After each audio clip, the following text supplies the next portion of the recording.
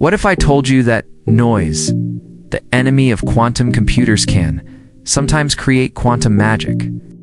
A new study reveals that quantum noise, once seen only as a threat, can sometimes generate or even revive quantum entanglement.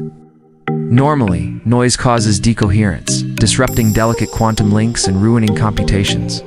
But under specific conditions, this noise may help reconnect entangled particles, those mysteriously linked across space and time. It's a breakthrough that could change how we design quantum computers, turning a weakness into a strength.